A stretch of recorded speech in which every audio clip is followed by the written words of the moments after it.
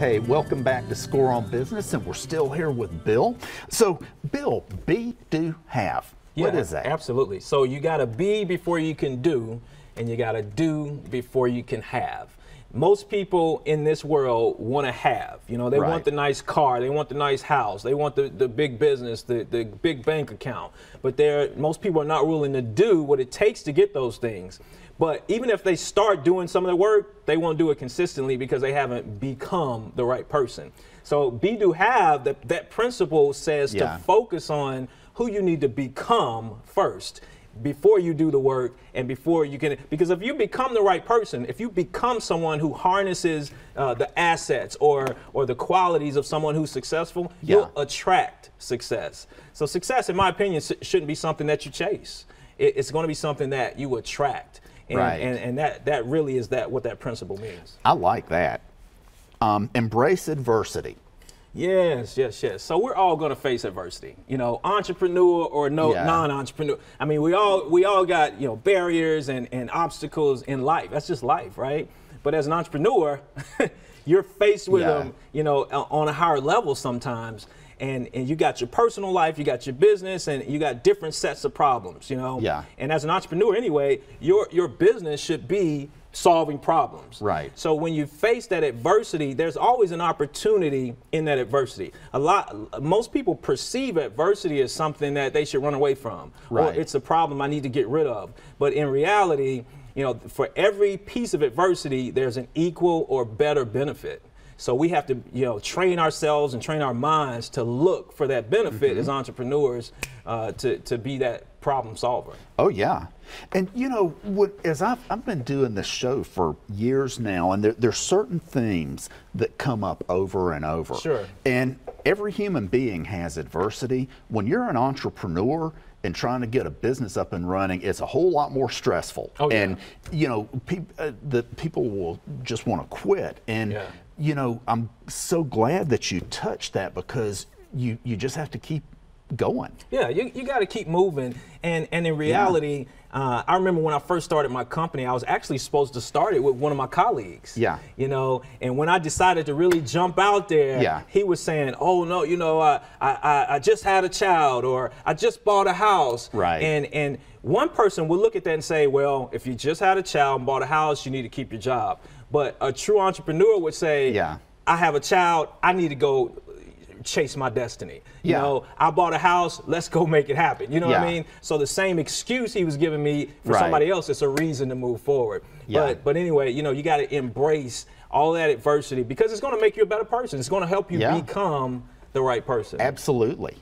Absolutely. So what others think you use, none of your business. Oh, yeah. So, Pete, what everybody else says about you or thinks about you is none of your business. So don't worry about it. Don't worry about what other people are saying. And I had to learn that the hard way, because sometimes we get consumed with what other people think about us. Yeah. And who cares? Who cares what other people think about you? If you're chasing your dream, if you're trying to reach a goal or aiming at something, go for it. Focus. You got to put the blinders on and don't worry about what anybody else says. You know, listen, you got people who are in your corner. You got people who are advising you and giving you good feedback. Focus on those folks. But people who are talking crazy, I mean, listen, that's just bad energy, and it's going to weigh you down.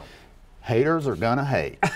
You know, haters are going to hate every day. You're right about that. You know, and a lot of times people will wish that they were doing something and they're not, and the way they react is to, you know, tell you you're not going to make it or whatever. Right. And sometimes, Pete, it's not always haters. Yeah. Sometimes it's people who actually love you and they're trying to help you and give you good advice. Yeah. But really all they're giving you is their opinion based on their perception. Right. You know, based on their experience. So if somebody, you know, who told me my business wouldn't work, maybe they tried to start a business before and it didn't work for them. Right. Yeah. So all they're telling me is, well, I tried this and it didn't work for me. Yeah. So it's not going to work for you. Yeah. But in reality, I can't live based on their opinion because I don't want their lifestyle. Yeah. You know, if I look at their lifestyle and I don't like it, I'm not taking their opinion. Right. Nor do I care what you think. Yeah. I really, so when you were talking about this, it was not so much from people being ugly as from people who care about you maybe being misinformed. Well, it's both. You know, like you said, you're going to have your haters, right? Yeah.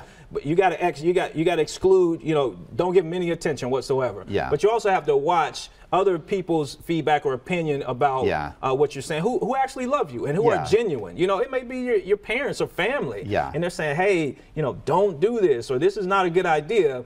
But in reality, what you have to do is just look at where they are. Right. If they're not where you want to be, you need to really get advice from somebody who's where you want to be. You know, my mother, God rest her soul, you know, was born in the Depression, and in that day, if you had a job, you kept it. So when I started talking about striking out on my own, that was blasphemy to her. You know, and she meant well. She from where she was coming from and her life experience, you didn't leave a company. Sure, absolutely.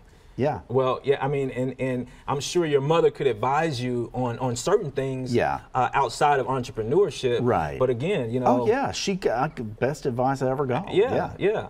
But I mean, when it comes to business, entrepreneurship, you know, it's like, hey, you know, it's because I got the same advice from some of my loved ones. Yeah. You know, saying, look, you went to college to get a job. You know what I mean?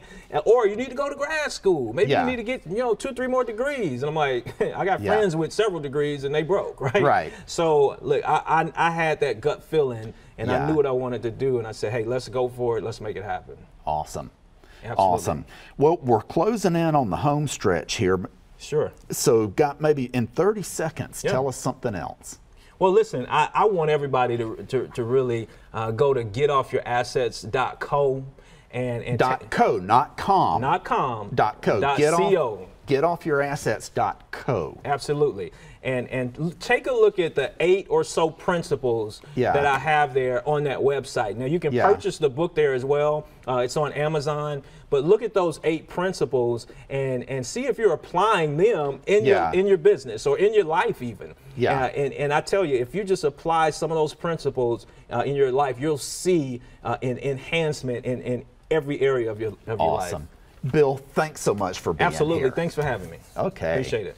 Ladies and gentlemen, we'll see you next week. Bye now.